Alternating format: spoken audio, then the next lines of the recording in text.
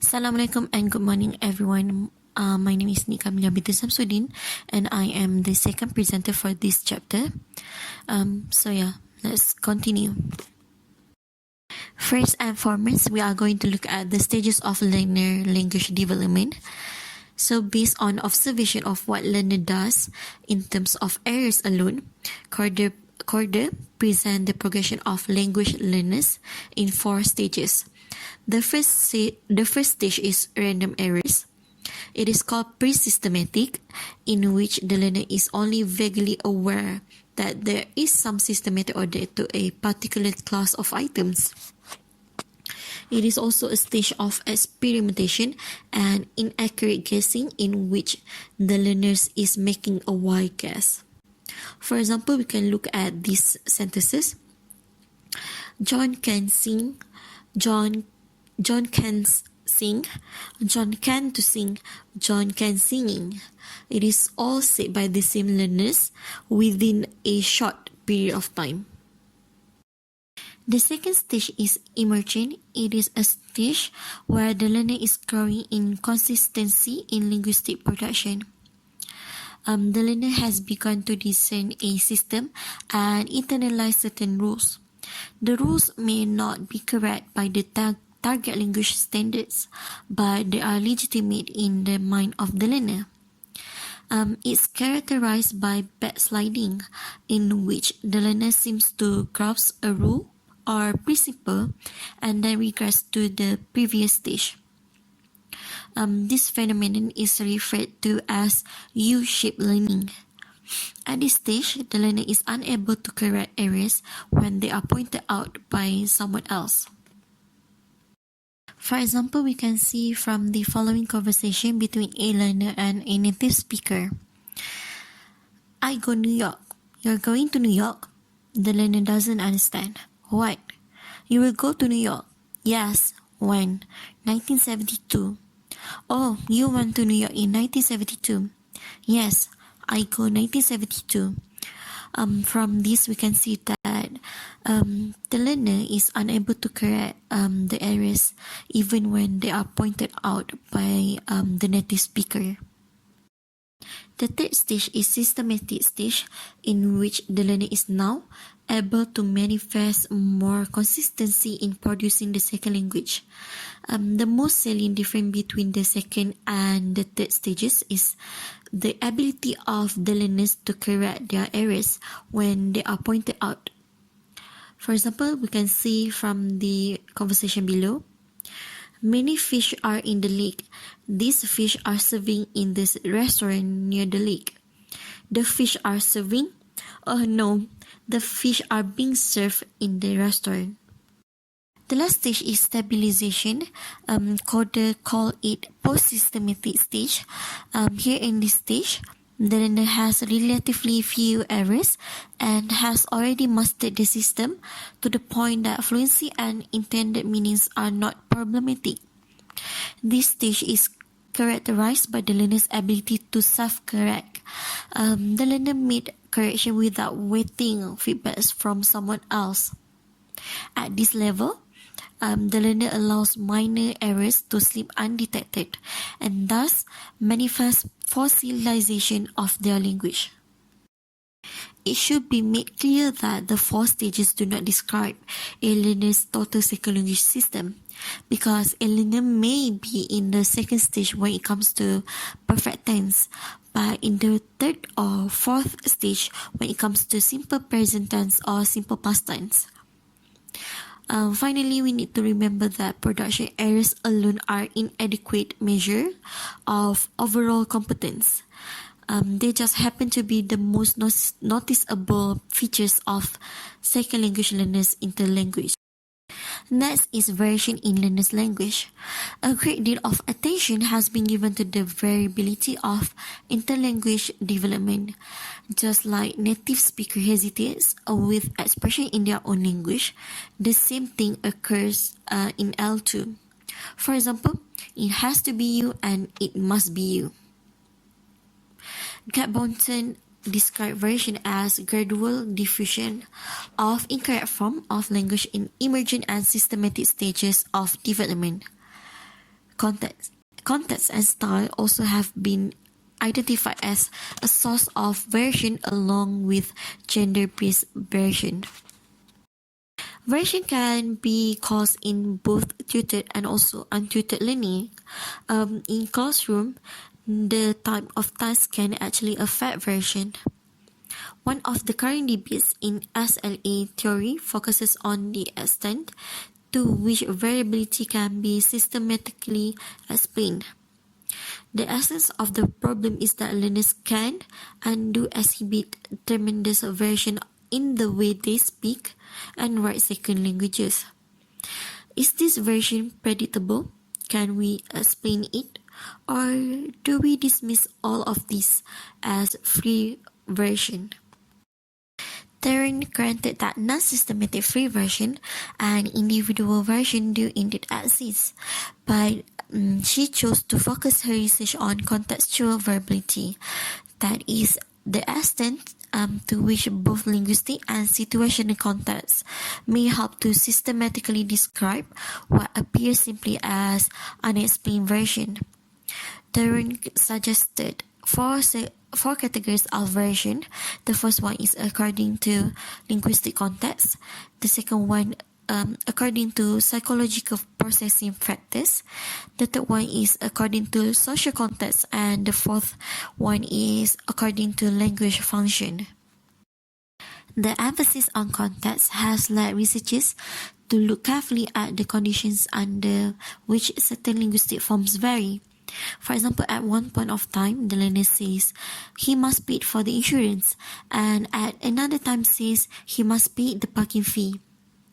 An examination of the linguistic and conceptual context, the basis of Theron's category, could explain the variation.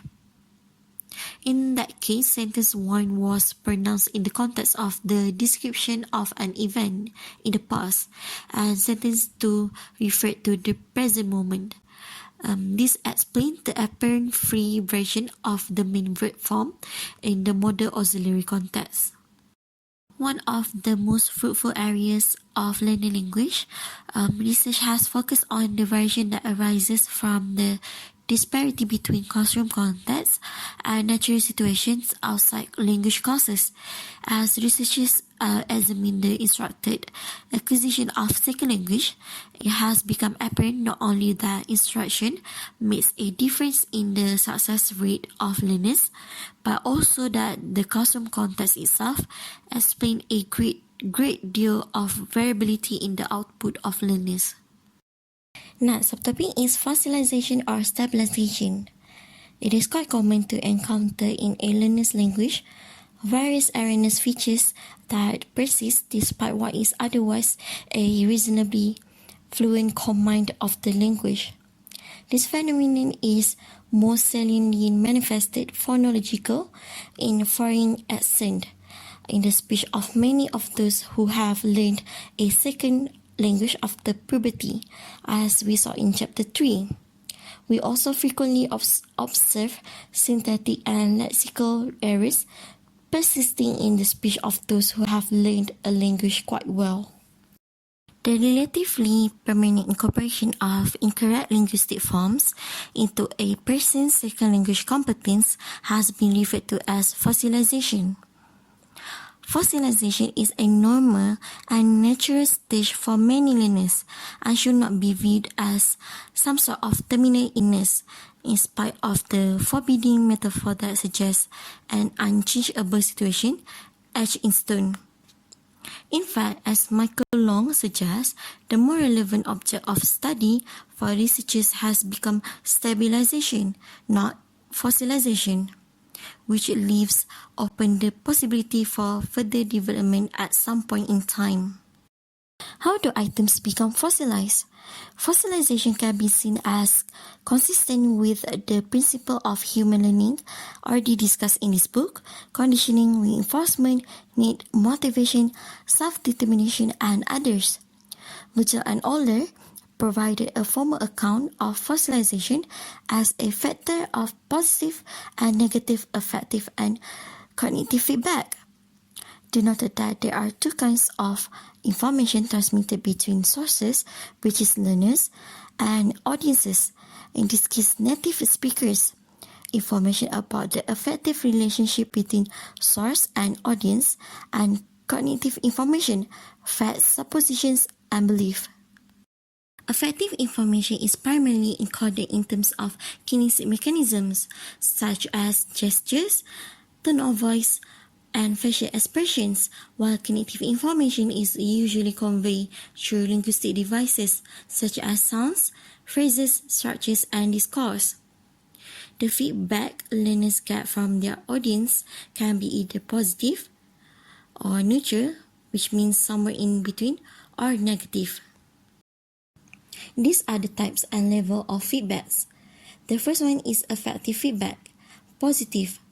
Keep talking, I'm listening. The next level, neutral. I'm not sure I want to maintain this conversation. Negative. This conversation is over. The second type is cognitive feedback. The first level, positive. I understand your message, it's clear. Neutral. I'm not sure if I correctly understand you or not. Negative. I don't understand what you are saying, it's not clear. Various combination of the two major types of feedback are possible. For example, a person can indicate positive affective feedback. I affirm you and value what you are trying to say, but give neutral or negative cognitive feedback to indicate that the message itself is unclear. Negative affective feedback, however, regardless of the degree of cognitive feedback, will likely result in the abortion of the communication. This is, of course, consistent with the overriding affective nature of human interaction. If people are not at least affirmed in their attempts to communicate, there is little reason for continuing. So, one of the first requirements for meaningful communication, as has been pointed out in earlier chapters, is an effective affirmation by the other person. Virgil and Oller's model thus holds that a positive affective response is imperative to the learner's desire to continue attempts to communicate. Cognitive feedback then determines the degree of internalization. Negative or neutral feedback in the cognitive dimension will, with the prerequisite positive of affective feedback, encourage learners to try again, to restate, to reformulate, or to draw a different hypothesis about a rule. Positive feedback in the cognitive dimension will potentially result in the reinforcement of the forms used and a conclusion on the parts of learner that their speech is well formed. Fossilized items, according to this model, are those deviant items in the speech of a learner that first gain positive affective feedback. Keep talking, then positive cognitive feedback. I understand, reinforcing an incorrect form of language. This internalization of incorrect form takes place by means of the same processes as the internalization of correct forms. We refer to the latter, of course, as learning, but the same elements of input, interaction, and feedback are present. When correct forms are produced, feedback that say, I understand you perfectly, reinforces those forms. We need to exercise caution in the interpretation and application of Virgil and Oller's model. While it is most helpful, for example, in understanding the effect of error treatment, there are flaws in attributing such importance to feedback alone. Slicker and Lamandela noted that Virgil and Oller's model rely on the notion of extrinsic feedback and that other factors internal to the learner's affect fossilization. Learners are not merely pawns at the mercy of bigger pieces in the chess game of language learning. Successful language learners tend to take charge of their own attainment, proactively seeking means for acquisition. So, fossilization could be the result of the presence or absence of internal motivating factors, of seeking interaction with other people, of consciously focusing on form, and of one's strategic investment in the learning process. As teachers, We may and rightly attach great importance to the feedback we give to the students, but we must recognize that there are other forces at work in the process of internalizing a second language. A further and more serious issue is the question of theoretical soundness of the notion of fossilization. Reference was made to Long's 2003 review article in which he concluded that stabilization is a more appropriate construct to apply to learners whose language development has reached an apparent plateau. Long argued convincingly that fossilization has simply become a general, non-technical name for non-target-like ultimate attainment that is a broad brush method for characterizing what a learner did not do. Long contended that fossilization is an assumption at best for which there is insufficient data to support it and inadequate analysis of those data. In a subsequent review article, Hunt and Selinker attempted to counter Long's critique with their own understanding of fossilization as prerequisite for second language acquisition theories, but curiously admitted that fossilization research is still characterized by a plurality of unresolved issues, despite the popularity of the term, notwithstanding its yet to be determined nature. So you may be wondering, what are we left with, fossilization or stabilization? The debate among researchers will continue for some time, but for purposes of understanding how and why numerous second language learners reach stages of non-development or even backsliding, another term popularized by Selinker, we know that such phenomena can be theoretically explained by our knowledge of human learning in general. All learners in all areas experience uneven lines of progress, and in many cases, especially in advanced stages of learning, those lines can flatten out for a considerable period of time. Sometimes those plateaus are rooted in motivational factors, either intrinsic or extrinsic or both, and sometimes other by other variables, age, aptitude, input, attention, and social context. For now, the concept of stabilization does indeed appear to be safer ground. It lightens the burden of SLA theory, Long 2003. The next subtopic is errors in the classroom, a brief history. Error treatment in language classroom has historically been a hot topic. In the days of the audiolingual method, errors were seen as phenomena that could be avoided by overlearning, memorizing, and getting it right from the beginning. Some methods, which are community language learning, natural approach, then adopted a laissez-faire approach to error, assuming that natural processes within the learner will eventually lead to acquisition. CLT approaches, including task-based instruction, now tend to encourage an optimum balance between attention to form and error and attention to meaning. Virgil and Euler's communication feedback model provided one of the first models for approaching error in language classroom. Figure 9.2 metaphorically depicts what happens in the model. Both green light and red light modes cannot take place simultaneously. The green light of the effective feedback mode allows the sender to continue attempting to get a message across. Meanwhile, the red light causes the sender to abort such attempts. The traffic signal for cognitive feedback is the point at which error correction is made. Green light symbolizes non-corrective feedback that says, "I understand your message." A red light symbolizes corrective feedback that takes on myriad of possible forms and causes the learner to make some kind of alteration in production. To push the metaphor further, yellow light could represent the different shades of color that the learner interprets as falling somewhere between a full green light and a red light, causing the learner to adjust, to alter, to recycle, to try again in some way. Note that fossilization may be the result of too many green lights when there were yellow or red lights. The most useful implication of Virgil and Euler's model for a theory of error treatment is that cognitive feedback must be optimal in order to be effective. Too much negative cognitive feedback, a barrage of interruption, correction, and over-attention to malformations often leads learners to shut off their attempts at communication. They perceive that so much is wrong with their production that there is little hope to get anything right.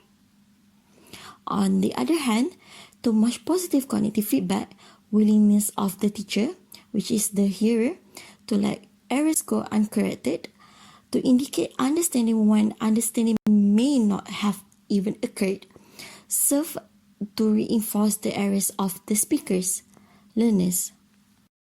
The task of the teacher is to discern the optimal tension between positive and negative cognitive feedback. Teacher must provide enough green lights to encourage continued communication, but not so many that crucial errors go unnoticed. Teacher must also provide enough red lights to call attention to those crucial errors, but not so many that the learner is discouraged from attempting to speak at all.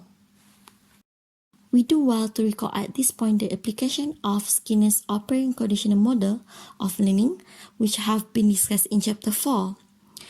The affective and cognitive modes of feedback are reinforcers to speakers' responses. As speakers perceive positive reinforcement or the green lights of figure 9.2, they will be led to internalize certain speech patterns. Corrective feedback can still be positive in the Skinnerian sense. However, ignoring erroneous behavior has the effect of a positive reinforcer. Therefore, teacher must be careful to discern the possible reinforcing consequences of neutral feedback. What teachers must avoid at all costs is the use of punitive reinforcement or correction that learners see as an effective red light, devaluing, dehumanizing, or insulting.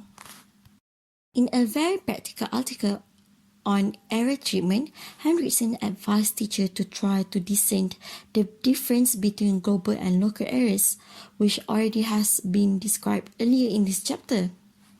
Once, a learner of English was describing a quaint old hotel in Europe and said, "There is a French widow in every room." The local error is clearly and humorously recognized.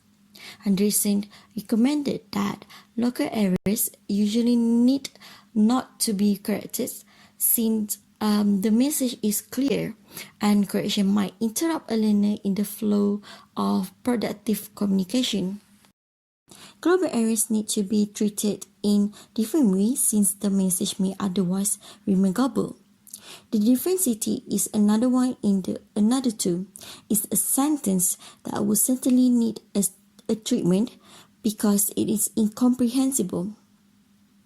Many utterances are not clearly global or local, and it is difficult to discern the necessity for corrective feedback. A learner once wrote, "The grammar is the basement of every language. It is up to the teacher to determine what the learner meant here."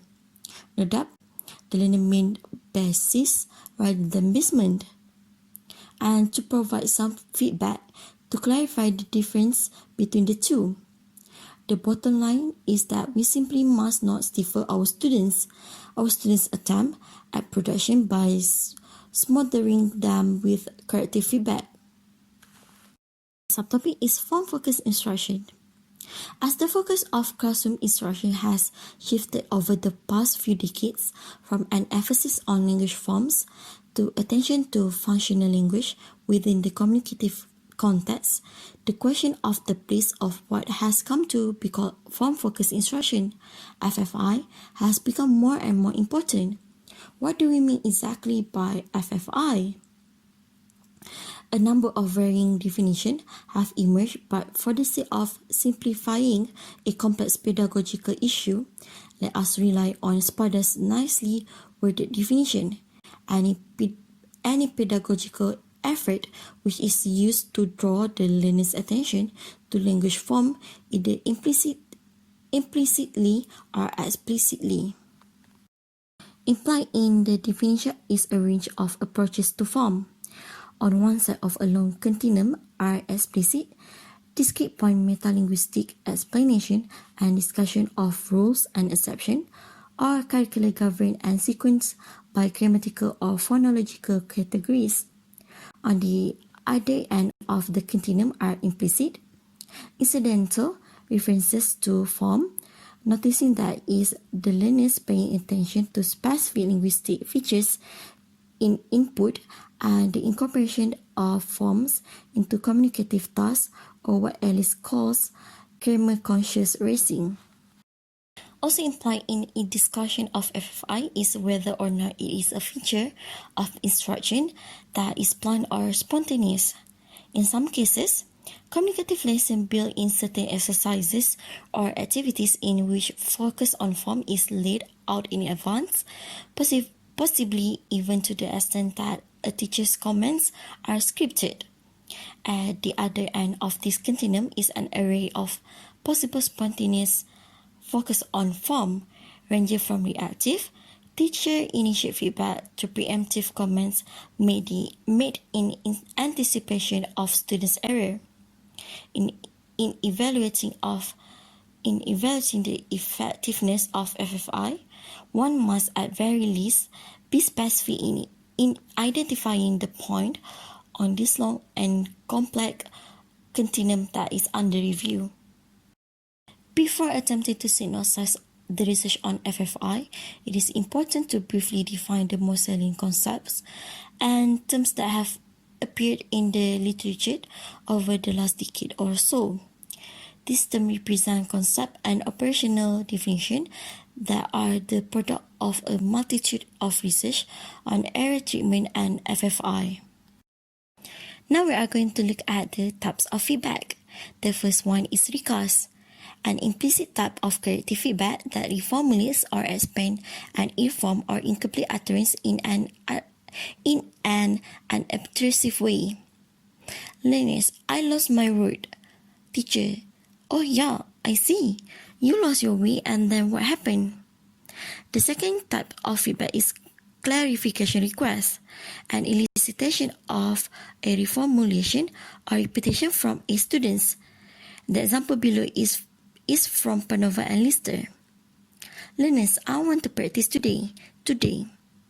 Grammatical error. Teachers, I'm sorry? Clarification request. The third type of feedback is metalinguistic feedback. It is when the teacher provides comment, information or questions related to the well-formedness of the student's utterance. I am here since January. Well, okay, but remember we talked about the present perfect tense. The fourth type of feedback is elicitation, a corrective technique that prompts the learner to self-correct.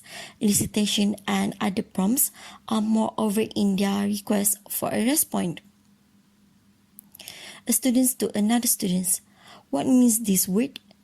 The teacher, Louis, how do we say that in English? What does?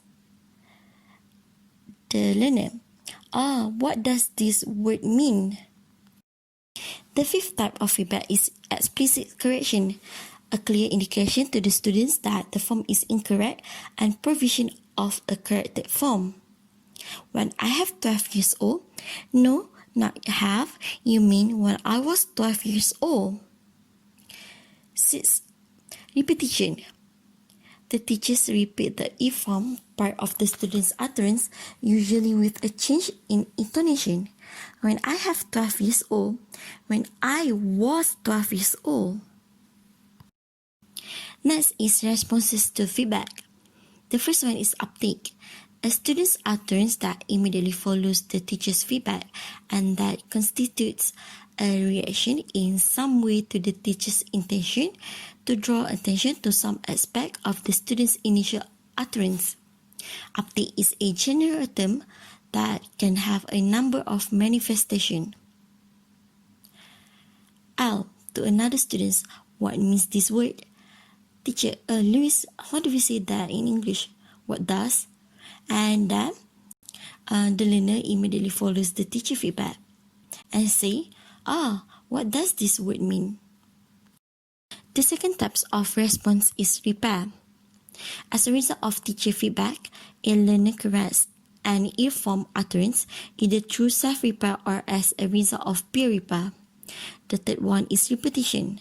The learner repeats the correct form as a result of teacher feedback and sometimes incorporates it into a longer utterance. Now we are going to look at a brief synopsis of research on FFI. This is a research findings and teaching implication that can be found on page 276. Effectiveness of FFI. The research on the issue of the effectiveness of FFI perhaps raises more questions than answers. It is easy to lump any attention to form into category of FFI without considering many interrelated methodological problems. For the purpose of an introduction to this issue, consider the following question that must be answered before one can conclude whether or not FFI is beneficial. 1. Are some types of FFI more beneficial than others? 2. Is there an optimal time to provide FFI? 3. Are particular linguistic features more affected by FFI? 4. Does frequency of input or exposure make a difference? 5. Do particular students benefit more from FFI? While one risks overgeneralization in attempting to summarize the diverse findings on FFI over the years, it may be reasonable to make the following assertion. First, most of the research of the last 3 decades or so suggests that communicative language instruction in general, as opposed to simple exposure to a language, can indeed increase learners' level of attainment. Studies have shown that rate of acquisition, meaning how long it takes a learner to reach proficiency, and level of ultimate attainment in a language are enhanced by instruction. Error treatment and focus on language forms appear to be most effective when incorporated into a communicative learner-centered curriculum and least effective when error treatment is dominant pedagogical feature, what Long called needle practices, occupying the focal attention of students in the classroom. The research also appears to confirm that a primary factor in determining the effectiveness of FFI is a learner's noticing of form and of the relationship of form to feedback being given. And a secondary but important factor has to do with the quality of the learner's uptake. Second, very few research studies have been able to identify particular stages in which learners are more ready than others to internalize FFI. A more important question is perhaps whether there are more propitious pedagogical moments to draw learners' attention to language form. Should a teacher interrupt learners in the middle of an attempt to communicate? Should a teacher choose, say, a recast over elicitation? Should beginning learners to be given less creative feedback than advanced? All these and other questions depend on the context. In a study of children learning English in French Canada, Lightbound and Speda found that teachers who provided what might be loosely described as an optimal form of FFI developed fluency and accuracy with no apparent detriment to the communicative fluency. So should FFI come before or after communicative practice? Tomasello and Herring found evidence to support giving corrective feedback after a communicative task. Other studies yield contradictory results. Third, The possible number of linguistic features in a language and the many potential contexts of learning make this question impossible to answer. One tantalizing suggestion, however, was supported in the Kaiser finding that explicit instruction was more appropriate for easily stated grammar rules and implicit instruction was more successful for more complex rules. The fourth question is whether the success of FFI, and indeed any form of input and interaction, is a product of the frequency of input. A special issue of studies in second language acquisition was recently devoted entirely to this topic. You may remember reading this in Chapter 2 and Chapter 3 that for child first language acquisition, many studies have shown that frequency of input is not as important a factor in acquisition as salience, the meaningfulness attributed to a given form of language. Similar conclusions have been drawn by a number of second language acquisition studies with research citing innate knowledge, instantaneous acquisition, native language effects, conceptual development, and language systematicity as arguments against a positive correlation between frequency and acquisition. However, other researchers, especially Nick Ellis, contended that after 40 years of exile, frequency as an explanatory concept in applied linguistics needed reinstating. Finally, the wide-ranging research on learners' characteristics, style, and strategies support the conclusion that certain learners clearly benefit more than others from FFI. Analytic, feeling independent, left brain-oriented learners internalize explicit FFI better than relational, feel-dependent, right brain-oriented learners. Visual input will favor visual learners. Students who are J's and T's on the Myers-Briggs scale will more readily be able to focus on form. The teacher needs to develop intuition through experience and solid athletic theoretical foundation for ascertaining what kind of creative feedback is appropriate at a given moment and what form of uptake should be expected. Principle of reinforcement theory, human learning, cognitive, and sociocultural factors, and of communicative language teaching all combine to form those theoretical foundation. At least one general conclusion that can be drawn from the study of errors in the linguistic system of learners is that learners are indeed creatively operating on a second language constructing, either consciously or subconsciously, a system for understanding and producing utterance in the language. That system should not be necessarily be treated as an imperfect system.